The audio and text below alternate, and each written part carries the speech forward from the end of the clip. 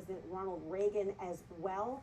Do we still have Wolf Blitzer on the line? Because he himself also heard and saw the gunman be tackled by the officers who were there. Wolf, are you still on the line? Are we able to hear him? I'm here. If you can hear me, can yes, you hear me? I can hear. Wolf, can you estimate the number of shots you heard fired, or the number of people that you saw with a gun that you believe were the gunman? Was it one person? Are there multiple people? I was a few feet away from this one gunman who was shooting just randomly, and I'm guessing I heard at least a half a dozen, maybe 6 gunshots. I mean, they were booms. They were so loud, and I haven't heard gunshots like that in a long time. And it was very close to me, but the next thing I knew, I couldn't see anything else because a couple of cops, a couple of police officers were jumping on me and trying to protect me. So I was down on the ground with police officers on top of me. Could you hear the officers talking to the gunman, and what were they saying? I think by then the gunman was shot. I could be wrong, but the gunman had stopped firing, and he was on the ground. And I'm standing outside, and there's a lot of FBI, a lot of Metropolitan Police, a lot of military personnel who are all here. It looks like it's beefing up big time. There's a lot of DEA, there's a lot of law enforcement here dealing with this because they don't know if there's anything else planned, if there's anything else.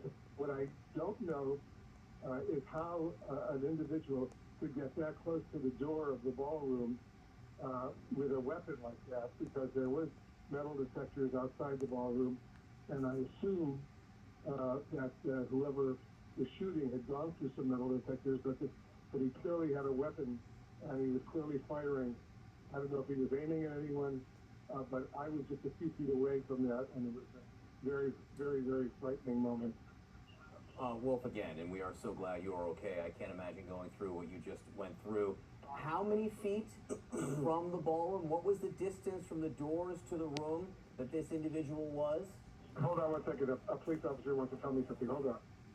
All right, as Wolf gets this information, let me just tell people what we know here for sure. The president and the cabinet, all safe. They are all okay. We have also been told by the White House Correspondents Association president, Wei Zhejiang, CBS News White House correspondent, that the program will continue. We're waiting to see if that in fact is the case. And we are also hearing from the Secret Service, their only statement is that a suspect is in custody. Okay, that could mean a number of different things. Custody in what state? Unclear, but obviously that is something we're waiting to hear more on as well.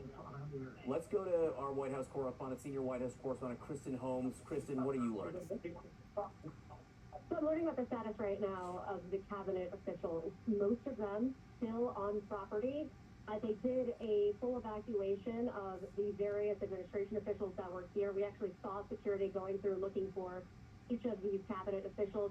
Many of them are standing by in holding rooms, trying to figure out what is going to happen next. If this is going to be clear, obviously we've been reporting that all administration officials at this time are safe, but several of them have been dispersed throughout this building that we're in, throughout the Hilton, and are in holding rooms with their own details, with security, trying to figure out what happens next. Obviously, it was quite a scene when most of these cabinet officials started being escorted out. We also heard private security going through, trying to get various guests from different news agencies that might have had some kind of high profile in nature out of this room. And so there are still a number of questions. Now, the pool, the